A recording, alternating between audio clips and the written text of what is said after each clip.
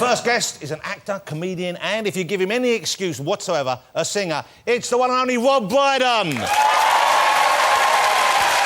see you, Rob, as always. What a joy to have Rob Brydon on the show. I love Rob Brydon. He's also a very talented man. He's a Welshman. He was born in Port Talbot in Glamorgan. That's right, in the Rob, yeah. Port Talbot, which is also, here's a bit of trivia for you, I know we've spoken about this before, it's the birthplace of Richard Burton and Sir Anthony Hopkins. Isn't that incredible? Which makes Rob, at best, the third most talented actor to come from the town. Oh, hang on, Michael Sheen comes from there as well, doesn't he?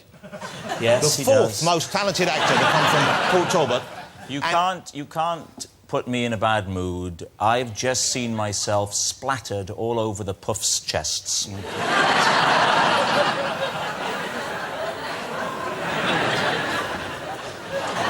Rob Brydon, ladies and gentlemen, Field is here. Thank you for joining us once again on the show. The talented, the funny, the lovely, yes, lovely Rob Brydon. Shall we get my first guest out, ladies and gentlemen?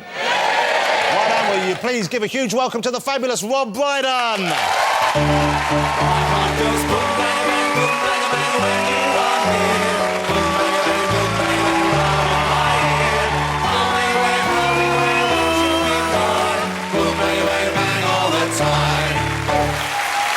There you are. There you are. Where you belong. Wow. On the chests of the men. That's a good thing, isn't it? That means more to me than the births of any of my children. OK, it's great to see you again. And Rob, it was about a year ago, or slightly over a year since you lost on the show. And since then, you've had another happy event, I believe. You have another show. Yes, I've become a dad for the fourth time. Wow, congratulations. Yeah. Thank you very much. Thank you. Yeah. Nice, nice. That's one you can rely on. Nice. Yeah. Still firing. And this is a boy or a girl? Or? This little boy, I got 2 girls and 2 boys, and he was a home birth. Have you ever had a home birth? I've never had a home birth. He was an unplanned home birth. He came about 8 days early. But when you say unplanned, you must have known she was pregnant for quite a while. We had no idea. I thought she'd let herself go. Well, then... she really did when the baby came out, didn't she? Yeah. No, it's a scary thing. Hold a second, Rob. So you had planned on having a hospital delivery? Yes. We were going to have a water birth, is what we were going to have. Nice. Because I think, what better start for a child in life than for his first experience to find himself upside down, submerged in water. Yeah. Gasping for air. It's a test of character. So we were going to do that, but I was out playing golf with Ronnie Corbett. And I had... hang on, really? Really? I honestly was, yes. Really? I honestly was, yes. Yes, so we did a great afternoon's golf. And I knew she was in a lot of pain and distress at home, but she'd said she thought it might be today, but I'd gone off to play golf. Yeah, and I turned my mobile back on at the end, and sure enough, there was a message, and it all kicked off at home. Oh, so, she had... delivered the baby on her own? Someone came to help her? No, I got back in time. A midwife came, but it's scary. So you were there when it was all... There's no pain relief. I had nothing at all. You didn't even... You coped with that then on your own? Yeah, I had to cope, Jonathan. But seriously, I was the first person to hold our child. Wow. I mean, all jokes aside, that's really powerful sort of moment to see him as he comes out and to be the first person to hold him. It was lovely. What a lovely thing. What a lovely thing. Who was the first person you called after... I'm hoping you called Ronnie Corbett and said it wasn't just a great game of golf. Guess what I had waiting for me when I got home? No, well... parents, obviously. Course, yes. But this is sounding like such a showbiz start. One of the first people I called, only because he was in America, so it was the middle of the night, you see, so was David Williams, because it was the middle of the day for him. Or I think he may have phoned me, and it was like 2 in the morning. And he knew, because is he the godfather to one of your kids? No, good God, no, don't be ridiculous.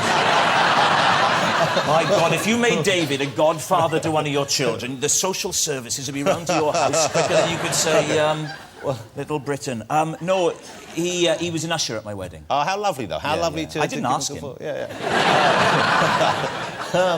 Well, what a lovely thing. And is that it for you now? You maybe going to have some more children, or is that it? Or you going to retire the fella, the little chap there, hang him up to dry, or are you going to go back in there, do a bit more exploratory work, and think about maybe seeing if you've got one more left inside? Well, you know, I know you're a big family man and you love children and stuff. So I do love kids. And but you've got a 1-year-old, so it's not like you don't have a baby in your life. It's no, it's lovely, and I don't want to say just in case we find we can't for some reason. But yeah, I'm sure it'd be nice to try. But how many would you go on for? Because you know, probably maybe just I don't think more than 5. 5, because that's a lot of kids to bring into the world anyway. But it's lovely though. I like it when they outnumber you. You know, when they surround you. Yeah.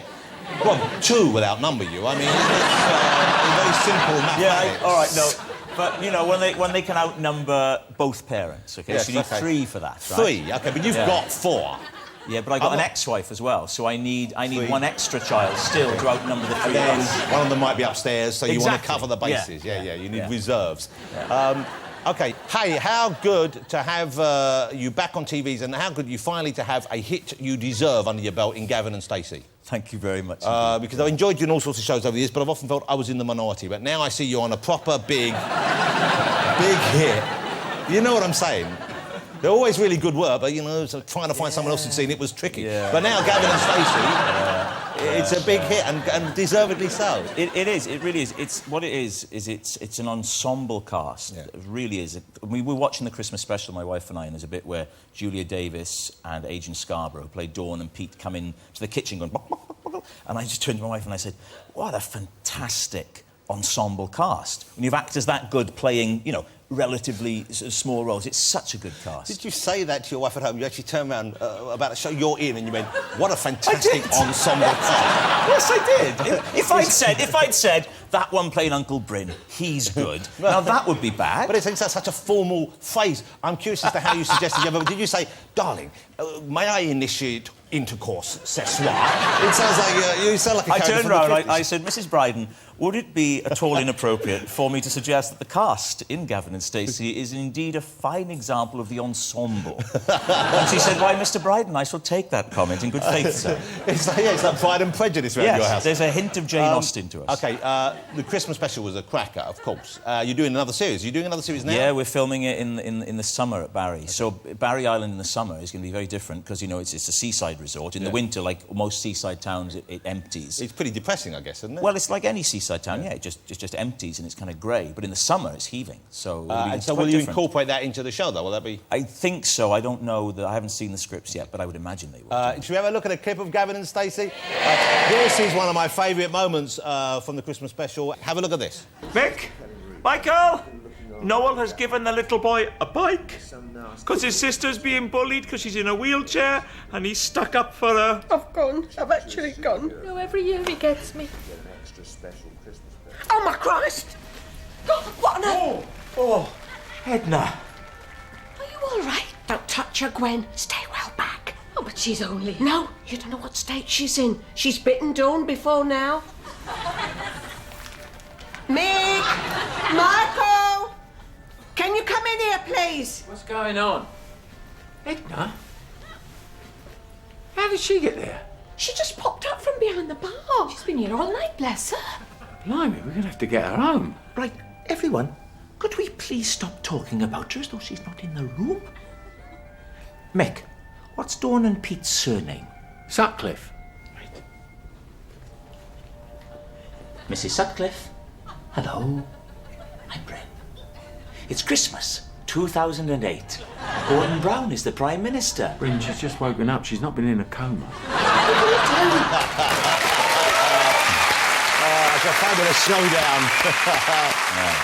OK, now, of course, you've had a #1 single this year. You have sort of had a #1 single this year. I'm laughing modestly. I've had a #1 single. Of course, you would have seen Comic Relief. You'd have seen that Rob, with some of the other Gavin and Stacey cast members, the ensemble cast, were with Tom Jones, the great Tom Jones, singing Islands in the Stream. And you're a fan of Tom, I know that. Love him. Not just that he's a fellow Welshman, you've always liked his voice. Yeah. So to meet him, to work with him, must have been quite something. It was the most enjoyable thing I've ever done in my whole career. easily. Well, you know him quite well. He's such a good bloke. Yeah. He's just very cool, isn't he? You know, he kind of, he sort of knows. I'm doing the impression. I can't stop myself. He kind of knows who he is, you know. And we were out in the desert with him in Las Vegas, and we stood, Ruth Jones, me, and Tom. And we stood there. Now I'm a massive Elvis fan, right? And he knew Elvis really well, so I couldn't stop myself. I said, Tom, do you have any stories about Elvis that you don't tell in public? And he went, oh yeah. And I said, would you tell them to me? And he went, yeah. I said, go on then. She said, right. I was in the shower once. Now, I've heard the one in the shower, right? So I said, oh, I've already heard that. And he said, you've not heard the ending. And then he told me the story all the way through, and I'd never heard the ending before. And the ending is? Outrageous. You look on Elvis in a different light. Well, I can't wait to get Tom on. We'll try and get it out of him. But presumably you've promised him you won't pass this Well, I information can't pass it on. I mean, the authorities would get involved. It's outrageous. Does he... And when you're around him, you know, he's always doing that thing, you know, of coughing all the time. So when he starts, I start as well. You know, look like we just got back from Mexico. Well, it sounds like a steam train's warming up to go on the long run to Manchester. And he's always sticking his hand out, you know, when he's like that. He looks like a bloody Dalek, you know. Does he Not know... exterminate, it's inseminate. He does know, yes. He's well aware. But he knows about your impersonation. Yeah, you know, I don't know what he says when I'm not there, but to my face, he's very sweet and he has a laugh. But I'll bet when he goes away, oh, bloody bugger, I wish he'd stop. I don't know. But you do a very good one, and it's not the kind of classic one. It's not the one that people used to. So it's quite, you know, it comes from you being a fan, doesn't it? Oh, yeah. Well, any impressions I do, really, if it's someone I like, then I sort of, you know, work up a little thing. And I just noticed with him, you know, he over-explains things, you know?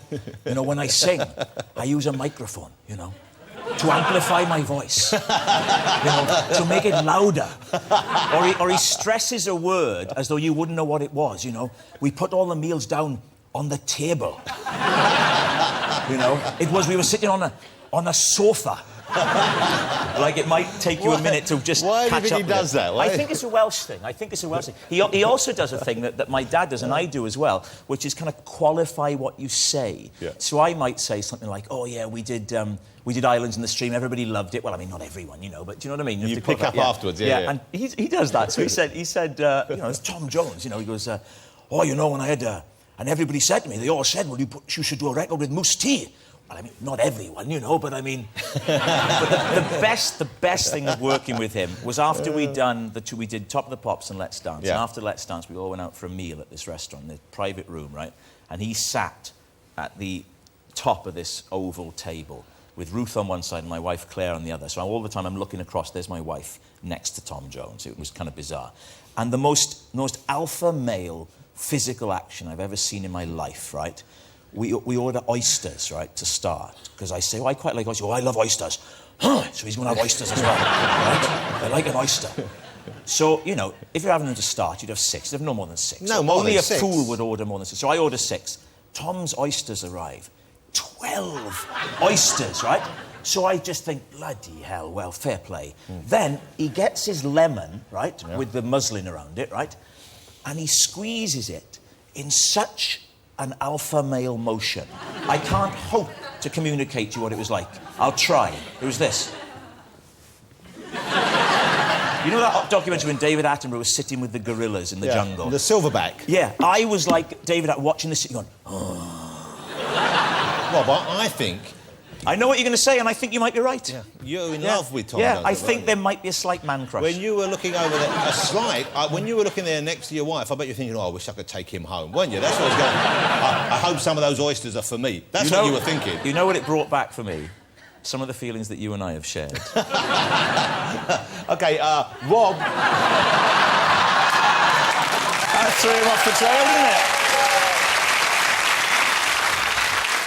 Rob's on tour, ladies and gentlemen. You're currently on tour. You've been doing... How long have you been on tour for? Quite a while. Oh, quite a while, yeah. OK, I've never seen you do an actual whole live show. I've never seen you live. I'd like to go and see you. I've never seen a live performance. I've never been able to fit it in, I know that. But this tour is kind of almost over, so I probably won't be able to make it this time either, I suspect. Yeah, no, you should come this time. I'm coming into London. I'm doing 3 weeks in the West End. I'm very busy. Yeah, yeah. when are you busy? Like the beginning of May? Beginning of May, I'm always busy Thursday, Friday, I Saturday. go right up to the end of May. OK. So any night, and I tell you what, you won't pay full price, OK? There will be a discount.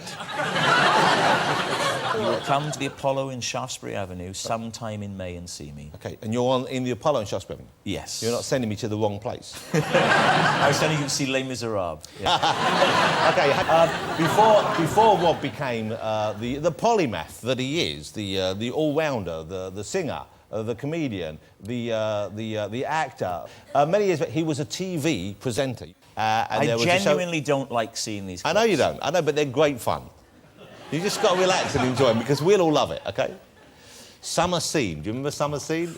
Yeah, OK. What was Summer Scene? It was the nadir of my career. What was it? It was like a local regional... Every year they used to have garden festivals around Britain, and one year it was Ebbw Vale's turn, which is a place in South Wales.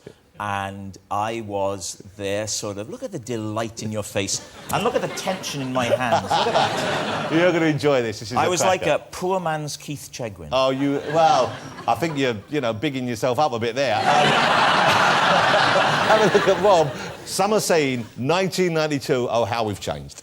Lovely, mine's a pint. Now, it's always been my ambition to become Wales's most popular pop star. It seems Shakin' Stevens has beaten me to that prestigious title, but in here are two boys who might be able to help. They're currently on the road as part of Michael Jackson's Dangerous tour. It's Chris and Chris from Criss Cross. Now, most mums, the thought of their kids going off on a world rock and roll tour, that would strike terror into their heart because you hear of all sorts going on. How did you feel when you heard they were going on the road with Michael Jackson?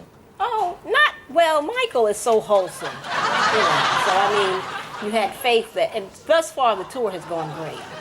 Nothing out of the ordinary has happened, or you don't hear any horror stories. So it hasn't. It's been great. It's okay. And what about Chris? When you heard that you'd be touring with Michael Jackson, you couldn't get a bigger act, could you, to tour with? How did you feel when you were told that? Well, me and Chris, we was real happy about it. Yeah. I mean, they asked us if we wanted to be on the tour. Told them, yeah. That's incredible. I've no recollection. I've no recollection of doing that. You must remember that. You don't remember that? No, I have no recollection at all. But that's a fantastic clip. Oh, yeah. He asked, and nothing untoward has gone on. Would you like to see another one? Come on, Seriously, got another one. we got loads. I've been enjoying them all afternoon. Why do you think I'm in such a good mood? Here we go. This is another one. Rob in Summer Scene, I think. Look at this. You won't get satisfaction from this, will you? I'd have to have a big bun to put that in. You said it, Bill. Let me try one of your emulsified offal tubes, then. Chuck one over. We'll see how the British emulsified offal tube compares with the German, or, on a broader sense, Euro emulsified offal tube. It's coming up. It's all in the preparation bill, I would imagine, isn't it, with the sausage? You can't just whip it out. No. Here it comes, then. It's being put into the... Oh, it's a big one. It's a big one. We're expecting this. A bit of shock for the crowd. How's it come? Oh, no ketchup for me, thanks, Bill. Call me old-fashioned. Well, just taste it to see What it tastes like. Right, OK, here we go. Rule Britannia. Yes. You know what that was?